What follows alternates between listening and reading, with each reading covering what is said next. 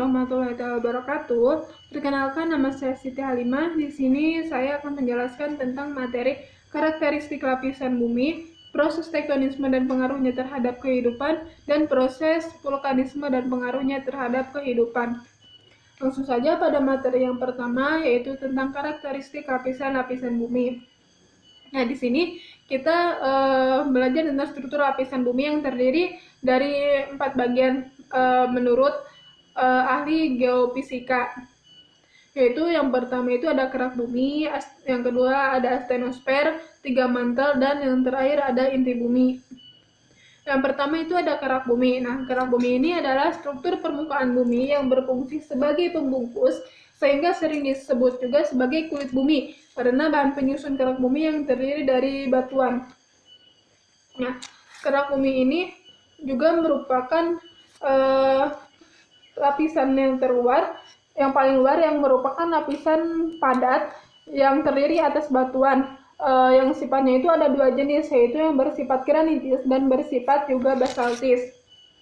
Kemudian kerak bumi juga memiliki terbagi menjadi 2 kategori, yaitu kerak samudra dan kerak benua. Nah, kerak samudra ini cenderung lebih tipis, yaitu memiliki ketebalan sekitar 5-10 km. Sedangkan kerak benua itu memiliki ketebalan 20-70 km. Selanjutnya ada lapisan astenosfer. Lapisan astenosfer ini adalah lapisan plastis yang memiliki kepadatan rendah dan berada di antara mantel atas dan mantel bawah. Lapisan ini berada pada kedalaman antara 100-350 km. Nah, lapisan astenosfer ini mempengaruhi pergerakan kerak bumi yang dapat membentuk pegunungan, dataran tinggi, serta dapat menimbulkan juga gempa bumi. Kemudian ada mantel. Nah, mantel ini merupakan lapisan yang terletak di antara kerak bumi dan inti bumi. Nah, mantel ini berada di tengah-tengah ini mantel dan terdiri berada di antara kerak bumi dan juga inti bumi. Nah, mantel ini juga dicirikan dengan adanya gelombang-gelombang panas. Mantel bumi ini terdiri dari mantel luar dan mantel dalam. Nah, mantel luar ini memiliki ketebalan 400 km yang bersifat plastis atau semi plastis dan juga mempunyai zona transisi dengan ketebalan 670 km. Sedangkan mantel dalam itu terdiri atas bahan yang kaya akan unsur nikel dan juga besi. Berada pada kedalaman 1000 sampai 2900 km. Kemudian ada inti bumi. Nah, inti bumi ini adalah lapisan yang terdalam terletak di antara mantel bumi yang tersusun dari unsur besi dan nikel. Inti bumi ini terdiri dari inti luar dan inti dalam. Nah, inti bumi yang berada di inti luar ini memiliki kedalaman 2.900 sampai 5.100 km yang terdiri dari silika, sulfur, dan juga oksigen atau O2. Inti luar ini bersifat cair, sedangkan inti dalam ini berada pada kedalaman 5.100 sampai 6.730 km yang terdiri dari besi dan juga nikel. Inti dalam ini bersifat padat. Kemudian materi tentang proses tektonisme dan pengaruhnya terhadap kehidupan. Pertama itu ada pengertian tektonisme. Nah, tektonisme ini merupakan tenaga dari dalam bumi yang menyebabkan terjadinya perubahan letak muka bumi secara mendatar atau vertikal. Nah, gerak tektonisme ini terbagi menjadi 2 bagian, yaitu gerak epirogenesa dan orogenesa. Epirogenesa ini adalah suatu proses perubahan bentuk daratan yang disebabkan oleh tenaga yang lambat dari dalam dengan arah vertikal, baik ke atas maupun ke bawah, meliputi wilayah yang luas. Kemudian, gerak orogenesa ini adalah suatu pergerakan lempeng meliputi wilayah yang sempit. Gerak ini merupakan proses pembentukan gunung akibat tabrakan lempeng benua, sesar bawah benua, perekahan kontinen, atau pergeseran punggung samudra dengan benua. Nah, gerak orogenesa ini adalah gerak yang membentuk pegunungan. Nah, gerak epirogenesa ini terbagi ke dalam dua bagian, yaitu epirogenesa positif dan epirogenesa negatif. Epirogenesa positif ini merupakan gerak turunnya daratan sehingga terlihat seakan permukaan air laut itu naik akibat adanya sedimen yang tebal. Nah, bisa dilihat dari gambar bahwa daratan itu menurun dan terlihat seperti permukaan air laut seolah-olah naik ke atas. Nah, seperti contohnya itu turunnya pulau-pulau di bagian timur Kepulauan Maluku Utara di Indonesia. Nah, sedangkan epirogenesa negatif itu adalah kebalikan dari epirogenesa positif, yaitu gerak naiknya daratan sehingga terlihat seakan permukaan air laut itu turun. Turun, misalnya seperti mencairnya lapisan es di Colorado. Contohnya seperti naiknya dataran tinggi Colorado di Amerika Serikat. Nah, kemudian ada gerak hasil orogenesa, yaitu terbagi menjadi dua bagian, yaitu lipatan dan juga patahan. Lipatan ini merupakan bentuk permukaan bumi yang terjadi karena tekanan yang lemah tetapi berlangsung secara terus-menerus. Sedangkan patahan gerak adalah gerakan tekanan horizontal dan vertikal yang menyebabkan lapisan kulit bumi yang rapuh menjadi retak dan patah. Contoh lipatan itu seperti berada di lipatan di daerah Pasifik. Kemudian ada dampak tektonisme bagi kehidupan. Nah, dampak ini bisa berdampak positif dan juga bisa berdampak negatif. Nah, dampak positif dari tektonisme ini yaitu proses vulkanisme pada gunung api di Indonesia bermanfaat bagi lahan pertanian karena abu vulkanik akibat letusan gunung api membuat tanah menjadi subur. Yaitu dampak positifnya itu menjadikan lahan pertanian menjadi subur sehingga dapat menguntungkan para petani. Kemudian gunung api merupakan penghasil bahan galian. Nah, di sini juga dampak positifnya itu dari proses vulkanisme itu dapat menghasilkan bahan galian tambang seperti emas, intan, timah, serta bahan bangunan yang lainnya. Kemudian ada bentuk hasil tenaga endogen yang dapat dijadikan sebagai wisata alam yang sangat menarik. Nah, berikut adalah dampak negatif dari tektonisme terhadap bagi kehidupan. Nah, itu dapat menimbulkan erosi, longsoran, dan sedimentasi. Kemudian, lereng-lereng yang terbentuk karena tenaga endogen, ada yang terjal dan landai, yang tidak baik dijadikan sebagai daerah pertanian. Kemudian, daerah-daerah pegunungan yang terjal juga tidak baik dijadikan sebagai daerah pemukiman karena rentan terjadi longsor, sehingga dapat menimbulkan kerugian baik itu material maupun korban jiwa. Kemudian ada proses alam endogen yang dapat menimbulkan gempa bumi dan letusan gunung Merapi. Nah, kemudian ada proses vulkanisme dan pengaruhnya terhadap kehidupan. Ini merupakan materi ketiga. Nah, yang pertama itu ada pengertian vulkanisme. Vulkanisme itu adalah semua peristiwa yang berhubungan dengan magma yang keluar mencapai permukaan bumi melalui retakan dan kerak bumi atau melalui sebuah pita sentral yang disebut terusan kepundan atau diatrema. Nah, di sini magma ini adalah campuran batuan cair atau semi cair yang terletak di kamar magma di bawah lapisan kulit bumi. Magma ini ada yang berbentuk gas, gas padat, dan juga berbentuk cair. Kemudian ada gejala vulkanisme. Nah, vulkanisme itu peristiwa yang sehubungan dengan naiknya magma dari dalam perut bumi.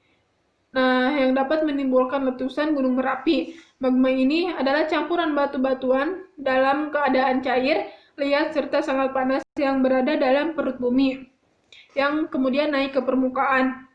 Nah, aktivitas magma ini disebabkan oleh tingginya suhu magma dan banyaknya gas yang terkandung di dalamnya, sehingga dapat terjadi retakan-retakan dan pergeseran lempeng kulit bumi. Nah, magma ini dapat berbentuk gas padat dan juga cair. Kemudian ada intrusi magma. Nah, intrusi magma ini adalah proses penerobosan magma ke dalam litosfer tetapi tidak mampu mencapai permukaan bumi. Nah, intrusi magma ini dibagi menjadi 4 bagian, yaitu intrusi datar atau sill atau lempeng intrusi, yaitu magma menyusup di antara dua lapisan batuan, mendatar dan paralel dengan lapisan batuan tersebut. Kemudian yang kedua adalah kolit, yaitu magma yang menerobos di antara lapisan bumi paling atas, bentuknya itu seperti lensa cembung atau kue serabi. Kemudian ada gang atau korok, yaitu batuan hasil intrusi magma yang menyusup dan membeku di sela-sela lipatan korok. Kemudian ada diatrema. Nah, diatrema ini adalah lubang pipa di antara dapur magma dan kepundan gunung berapi yang bentuknya itu seperti silinder memanjang. Kemudian ada intrusi magma. Nah, intrusi magma ini adalah gerakan magma yang mencapai permukaan bumi dalam bentuk letusan atau erupsi. Nah, intrusi magma ini dapat menimbulkan letusan gunung berapi. Intrusi magma sendiri itu dibedakan menjadi 3, yaitu erupsi linier, erupsi sentral, erupsi areal. Nah, erupsi linier itu adalah magma yang keluar melalui retakan pada kulit bumi yang berbentuk kerucut gunung api. Kemudian erupsi sentral, yaitu magma yang keluar melalui sebuah lubang permukaan bumi dan membentuk gunung yang letaknya tersendiri. Kemudian ada erupsi areal, yaitu magma yang meleleh pada permukaan bumi karena letak magma yang sangat dekat dengan permukaan bumi, sehingga terbentuk kawah gunung berapi yang sangat luas. Nah, di sini ada proses terjadinya vulkanisme. Nah, di sini proses terjadinya vulkanisme itu dipengaruhi oleh aktivitas magma yang menyusup ke litosfer atau kulit bumi. Nah, apabila penyusupan magma itu hanya sebatas di kulit bumi atau bagian dalam, dinamakan intrusi magma. Nah, yang tidak dapat menimbulkan letusan. Nah, sedangkan penyusupan magma yang sampai keluar permukaan bumi disebut ekstrusi magma. Nah, yang dapat menimbulkan letusan gunung Merapi. Kemudian pengaruh vulkanisme terhadap kehidupan. Nah, ini ada yang berdampak menguntungkan atau berdampak positif dan juga berdampak negatif atau merugikan terhadap kehidupan. Ini merupakan pengaruh vulkanisme terhadap kehidupan yang berdampak menguntungkan, yaitu yang pertama itu ada abu vulkanik yang dikeluarkan bersifat menyuburkan tanah. Nah, jadi pengaruh vulkanisme ini dapat menyuburkan tanah pertanian yang terkena vulkanisme yang berada di sekitar pegunungan misalnya. Kemudian gejala pasca vulkanik yang dapat dijadikan sebagai objek wisata yang menarik. Kemudian menghasilkan bahan-bahan galian, yaitu seperti belerang, besi, emas, dan perak yang biasanya terdapat di daerah bekas vulkan yang dapat menguntungkan terhadap kehidupan bagi masyarakat sekitarnya. Nah, kemudian ada pengaruhnya terhadap kehidupan yang bersifat merugikan, yaitu pada waktu terjadi letusan itu kemungkinan pastinya banyak korban yang terdampak karena letusan, apalagi letusan tersebut disertai dengan lahar panas, awan panas, atau bahan-bahan padat dalam jumlah yang besar. Hal itu pasti tentunya akan merugikan daerah yang terlanda, tidak hanya harta benda tetapi juga korban jiwa. Kemudian juga menimbulkan adanya gas beracun yang dikeluarkan pada saat erupsi yang dapat mengancam makhluk hidup termasuk manusia. Kemudian bahan yang dikeluarkan gunung berapi juga biasanya menumpuk di puncak dan lereng-lereng gunung, sehingga pada waktu hujan bahan-bahan itu terbawa oleh air hujan yang menjadi lahar dingin. Nah, lahar dingin ini akan merusak daerah yang dilaluinya seperti sungai, lahan pertanian, rumah, dan lain-lain, yang tentunya akan sangat merugikan terhadap kehidupan. Nah, di sini saya akan menampilkan sebuah video tentang proses vulkanisme yang lebih jelasnya. Selamat menyaksikan. Halo teman-teman, hari ini saya mau jalan-jalan ke gunung. Wow, ada apakah ini? Apakah ini peristiwa yang dinamakan vulkanisme? Apakah kalian tahu yang dimaksud dengan vulkanisme? Yuk kita pelajari bersama-sama. Vulkanisme adalah adalah peristiwa yang berhubungan dengan naiknya magma dari dalam perut bumi. Magma adalah campuran batuan dalam keadaan cair, liat, serta sangat panas. Aktivitas magma disebabkan oleh tingginya suhu magma dan banyaknya gas yang terkandung di dalamnya. Magma dapat berbentuk gas, padat, dan cair. Gunung api adalah tempat di permukaan bumi yang pernah atau masih mengeluarkan magma. Berikut ini beberapa keterangan struktur kulit bumi yang menggambarkan bentang alam akibat aktivitas vulkanik. 1. Kaldera. Kaldera adalah kapundan yang amat besar, luas, dan bertebing curam. Kaldera terbentuk ketika gunung api meletus dengan hebat dan sebagian dari puncak gunung api itu gugur ke dalam pipa kawah. Contohnya, kaldera Gunung Krakatau dan kaldera Gunung Tengger. 2. Sil. Sil adalah magma yang masuk di antara dua lapisan bahan sedimen dan membeku atau intrusi datar. 3. Lakolit. Lakolit adalah magma yang masuk di antara batuan sedimen dan menekan ke atas sehingga bagian di atasnya cembung dan bagian bawahnya datar. 4. Batolit. Batolit adalah magma yang menembus lapisan-lapisan batuan dan membeku di tengah jalan. 5. Dapur magma. Dapur magma adalah tempat atau pusat atau sumber dari kumpulan magma yang merupakan panas dari kerak bumi. 3. Saluran diaterma atau saluran kapundan adalah lubang besar yang berbentuk pipa panjang dari puncak ke sumber magma, tempat mengalirnya magma keluar ke permukaan bumi. 7. Gang. Gang adalah batuan dari intrusi magma yang memotong lapisan batuan yang berbentuk pipi atau lempeng. 8. Apofisa. Apofisa adalah cabang dari erupsi korok atau gang. Tahu kamu kalau gunung api dibagi menjadi 3 macam berdasarkan bentuk dan proses terjadinya loh. Seperti 1. Gunung api mar. Gunung api mar yaitu seperti danau kecil atau danau kawah. Terjadinya hanya karena letusan. Bahannya terdiri atas eflata, contohnya Gunung Lamongan di Jawa Timur dan Pegunungan Eiffel di Jerman dan dataran tinggi Prancis Tengah. 2. Gunung api kerucut atau strato. Gunung api kerucut atau strato yaitu bentuknya seperti kerucut. Terjadi karena letusan dan lelehan atau efusif secara bergantian. Bahannya berlapis-lapis. Gunung api di Indonesia umumnya berjenis strato. 3. Gunung api perisai. Gunung api perisai yaitu bentuknya seperti perisai. Terjadi karena lelehan maupun cairan yang keluar membentuk lereng yang sangat landai.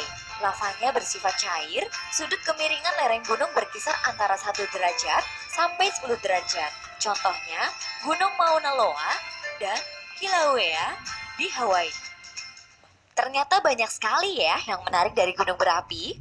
Berikut ini juga tipe-tipe erupsi gunung api sebagai berikut. 1. Lavanya sangat cair. Contohnya, Gunung Mauna Loa di Hawaii dan Gunung Kilauea. 2. Mengeluarkan lava dan bom pada interval 5 menit. Contohnya, Gunung Stromboli di Kepulauan Lipari, Italia. Gunung Vesuvius di Napoli, Italia, dan Gunung Raung di Jawa Timur. 3. Erupsinya mengeluarkan bahan-bahan yang terlempar hingga ketinggian 80 km di udara. Contohnya, Gunung Krakatau. 4. Tipe vulkano lemah mengeluarkan asap abu seperti Gunung Bromo dan Gunung Semeru. Sedangkan tipe vulkano yang kuat membuat semburan hujan abu yang tinggi seperti Gunung Etna dan Gunung Vesuvius. 5. Lava kental mengalir dan membentuk sumbat kawah.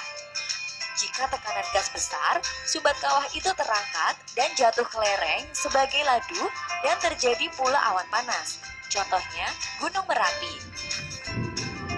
6. Vietnam mempunyai danau kawah yang akan menghasilkan lahar panas ketika meletus. Contohnya, Gunung Kelut dan Gunung Saint Vincent.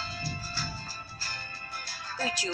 Mempunyai sumbat kawah dan memancarkan awan panas dengan kecepatan 150 meter per detik. Contohnya, Gunung Pele di Pulau Martinique. Setelah kita pelajari beberapa hal tentang vulkanisme gunung berapi, kita juga harus tahu Nah, itu merupakan video ilustrasi tentang proses vulkanisme yang lebih jelasnya. Nah, sekian yang dapat saya sampaikan. Mudah-mudahan materi yang saya sampaikan ini dapat bermanfaat. Wabil taufiq wal hidayah. Wassalamualaikum warahmatullahi wabarakatuh.